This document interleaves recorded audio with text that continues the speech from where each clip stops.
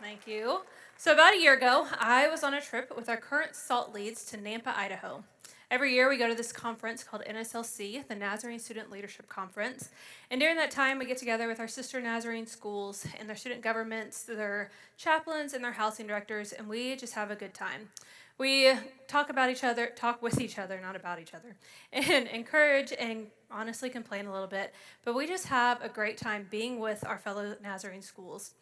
One afternoon, we went down to this food market to have dinner with all of the schools, and on our way back to the car, I started talking to one of our student leaders. We'll call her Rachel. She started telling me some stories about the sorority she was in before she came to SNU, and I was blown away. See, I came to SNU and I grew up in a very Nazarene household, and it was nothing like what you can begin to imagine happens at OSU. We were ahead of the group and closely following behind some other students that we had spent the week with, and honestly, neither one of us were paying attention. At one point, we turned the corner blindly and followed the other school, and a few of our other students started yelling at us to turn around. And when we turned around, we realized that we were going to the wrong car. So we quickly turned around and started following the other group and just kept talking. We walked about another 5 minutes behind our group, and it wasn't until we got back into the car and I reached back to shut the door that I realized I had no idea how I ended up in the car. I turned around and saw one of our other student leaders shutting the door with me with a smirk on his face, and he just kind of giggled. I didn't think much about it in the moment, but later that night, when I was thinking back on the day, I realized that the only way Rachel and I knew where to go was because this other student stopped at each corner, would stand in the street, and would just wait to make sure that we saw him before we'd keep moving. He did this up until the moment that we were all piled in the van with the door shut. Now, if I'm being honest, this is a moment I thought about a lot. I thought back to what Rachel was telling me, of course, but more than that, I thought back to the student who would run between the other group and us, constantly making sure that we knew where the next turn was and where we needed to go, blindly following and trusting that he would get us back safely to the correct destination. This type of blind faith is not a common thing. It's not something that comes easily for most of us, but it is something that God calls us to. Today we're going to read from Numbers 9, where we will see how the Israelites followed God with the simple movement of a cloud. Before we get to reading the scripture, let's look at where the Israelites are leading up to this moment. At this point in the story, Moses had helped rescue the Israelites from slavery. They'd crossed the Red Sea, waited out their time in the desert, and are headed to the Promised Land. They've been wandering in the desert for about 40 years, and God has now said that it is time for them to live in the land he had promised them. They've taken a census to know who could fight, and they had entered into a covenant with God, knowing the laws and regulations that God had set out for them. Each tribe knew its role and knew what they needed to do as they marched into the Promised Land, and they were ready to go, following God in the form of a cloud. Let's hear from Numbers 9. On that day of the tabernacle, the tent of testimony was set up, and the cloud covered it. From evening till morning, the cloud above the tabernacle looked like fire. This is how it continued to be. The cloud covered it, and at night it looked like fire. Whenever the cloud lifted from above the tent, the Israelites set out. Whenever the cloud settled, the Israelites encamped. At the Lord's command, the Israelites set out, and at his command they encamped. As long as the cloud stayed over the tabernacle, they remained in the camp. When the cloud remained over the tabernacle a long time, the Israelites obeyed the Lord's order and did not set out. Sometimes the cloud was over the tabernacle only a few days. As the Lord's command, they would encamp, and then at his command they would set out. Sometimes the cloud stayed only from evening till morning. When it lifted in the morning, they set out, whether by day or by night. Whether the cloud was lifted, they set out. Whether the cloud stayed over the tabernacle for 2 days or a month or a year, the Israelites would remain in the camp and not set out. But when it lifted, they would set out. At the Lord's command, they encamped, and at the Lord's command, they set out. They obeyed the Lord in accordance to his command through Moses. This is the word of the Lord. Following a cloud. What a way to live. Never knowing when you would move or how long you would stay. Never knowing where your next sleep would be. Now, I'd be willing to bet that some of you would love that, but that is not my dream. Personally, I love a plan, and I love to know where I'm staying, and specifically how long I'll be staying. But that's not always what happens in this life, and that's not what happens here for the Israelites. In this passage, we see that the Israelites are following God's call as they head to the Promised Land. They know nothing other than the fact that one day soon they will see the finish line. One day soon they will experience the full joy of what is the fulfilled promise of the Lord.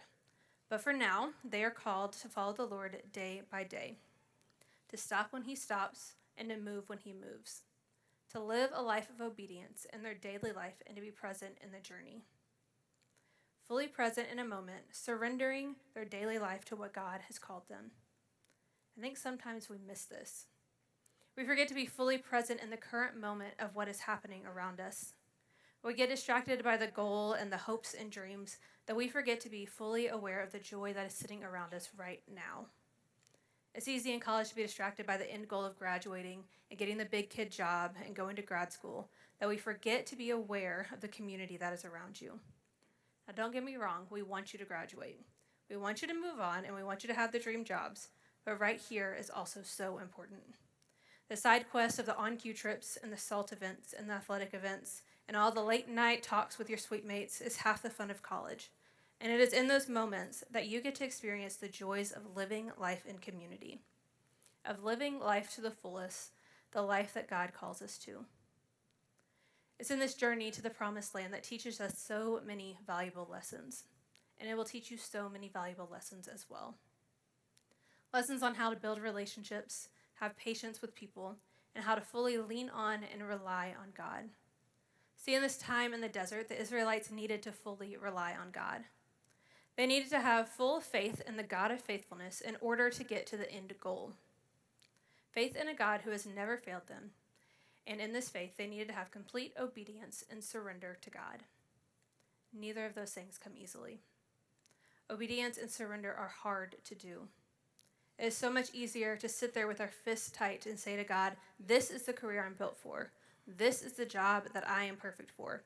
Or this is a man or woman of my dreams, so now make it happen. It's much easier to look at God like he's our genie in a bottle, waiting for us to make our 3 wishes.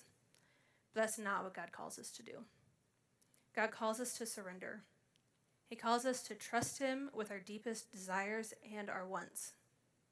And he calls us to a place of full surrender. A place of trust, faith, one step at a time, but he doesn't do this lightly. He does this with a history of knowing what is best behind him. In this passage, we see something called the tabernacle. The tabernacle was a place of worship, and the presence of God was seen here in the form of a cloud, a way that the Israelites would know how and when to move. The Israelites' lives were dictated by the power of God. They obeyed God without hesitation by paying attention to where he was working. This tabernacle was one of the first things that was built when the Israelites set up camp. It was to be a guiding factor in the lives of all of the Israelites. The tabernacle served not only as a place of worship, but as a reminder of the faithfulness of God. The faith of the Israelites did not come randomly. See, in verse 15, we see the tabernacle referred to as the tent of testimony. This is not random. In this tabernacle was the Ark of the Covenant. This was a box that contained the reminders of the power and faithfulness of God. It was placed in the tabernacle as a sacred memory of what God had done in the lives of the Israelites. Reminders of how he led the Israelites out of slavery. How he provided for them with food in the desert and a leader when they were lost. This tent of testimony was vital for the Israelites' faith in following God's call on their life. We all need a tent of testimony. We all need reminders of how God has provided in our lives, because there are going to be times when we are called to take a step of faith and blindly follow God. There are going to be moments when God calls you to a new major, a new city, a new group of friends, or a new school, and it's not always easy to say yes. It's not always easy to blindly go where God has called you, especially when it is new. It requires faith, surrender, and obedience, which is why it is crucial to have a place, an object, or a picture to remind you of the faithfulness of God. One of my daily practices in my life is to write out a short prayer on something that is happening in my life on an index card. Then I go and I place it on a prayer board. On New Year's Eve, I go through each of these prayers, and I'm always amazed at how God has shown up. This year, I decided to take a step further and to go through my camera roll to see these prayers answered. And honestly, I was blown away by the number of prayers that God had answered, and even more than that, the number of prayers that God answered that I had forgotten I prayed for. There were relationships deepened, Sims trips provided for, and family members healed. As I went through these photos, I was amazed by the ways that God has shown up. See, we serve a God who doesn't fail. We serve a God who is faithful to the end, even when we find ourselves lost and just barely able to look up and see someone leading us. We serve a God who wants and encourages you to have reminders of how he shows up because he knows that the doubts are going to come. When you feel scared and worried about what that step of faith might cost you, he is faithful to remind you of his trustworthy past. So today I want you to take a moment and I want you to think about the last time God has shown up in your life. You might need to close your eyes, you might need to just think for a minute, but take a second and think about that. Maybe you need to look through your photos and be reminded of the relationships that have been placed in your life. Maybe you need to go reread that grad school or job acceptance letter that you've received. But take a moment and think about how God has shown up and faithfully provided an answer to your life.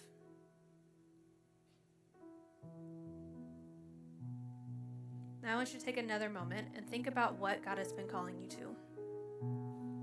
Maybe it's something that you've been hesitating with, but where has God been asking you to take a step of faith and to trust him?